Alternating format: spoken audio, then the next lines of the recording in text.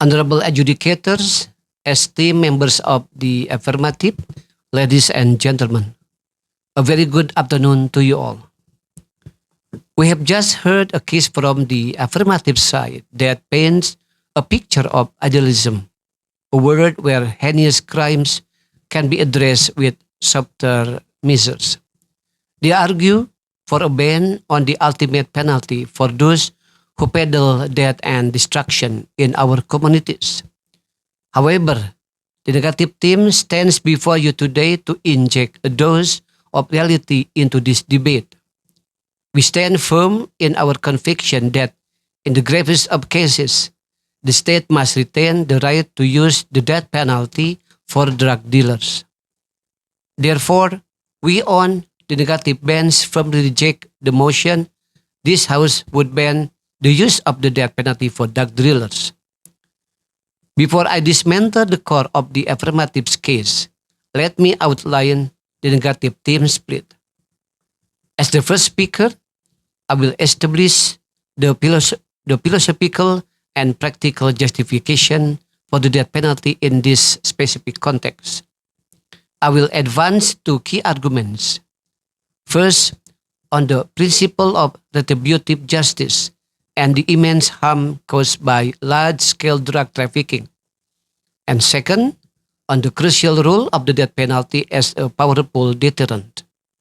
Our second speaker will delve deeper into the societal contract, arguing that the state has a paramount duty to protect its citizens from the existential threat posed by drug syndicates. They will also rebut the specific points raised by the second affirmative speaker and discuss the failures of alternative, softer approaches. Our third speaker will then consolidate our case, provide a final, devastating rebuttal, and weigh the arguments to show you why the negative word is a safer and more just word. Now let us turn to the arguments. The first affirmative speaker spoke of morality and human rights. We agree this debate is about morality.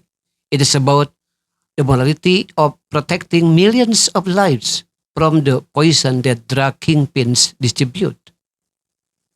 This leads me to our first substantive point. The death penalty is a just and proportional punishment for high-level drug traffickers who knowingly orchestrate widespread societal destruction. Justice is not merely about rehabilitation, it is also about retribution. It demands that the punishment fit the crime.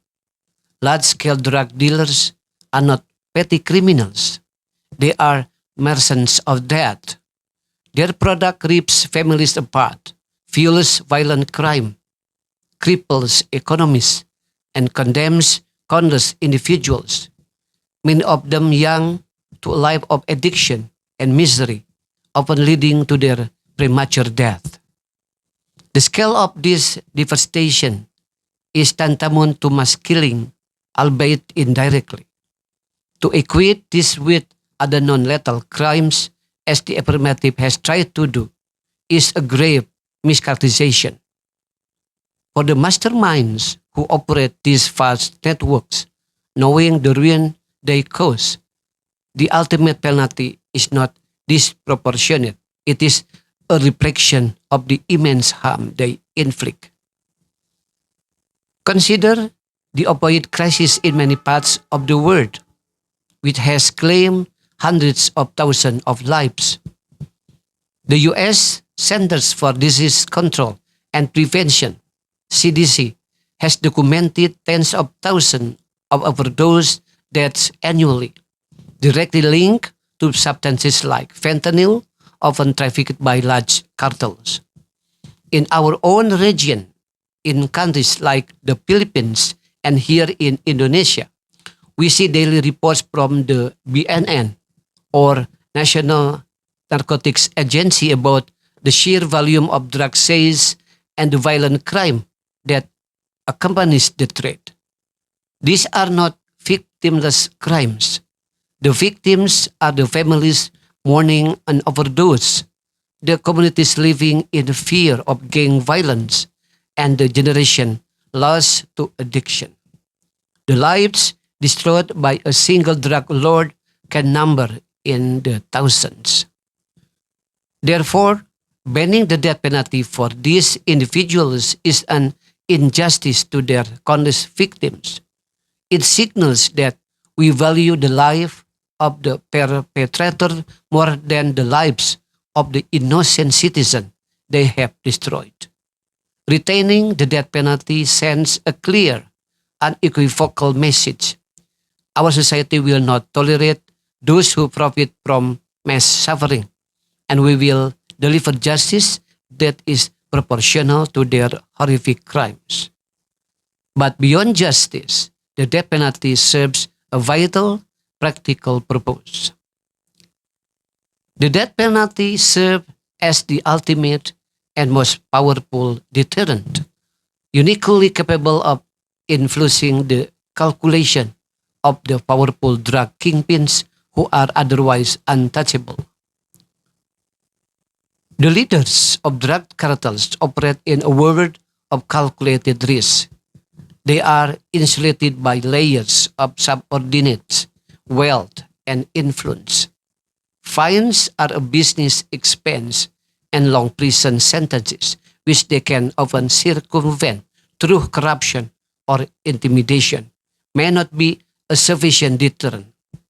The finality and irrevocability of the death penalty, however, introduce a unique and terrifying variable into their risk assessment.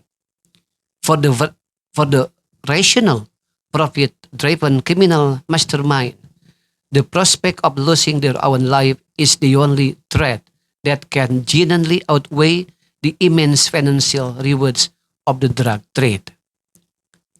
While the affirmative side studies questioning deterrence, they confidently ignore the context and the specific target. We are not arguing for the execution of every minor drug mule.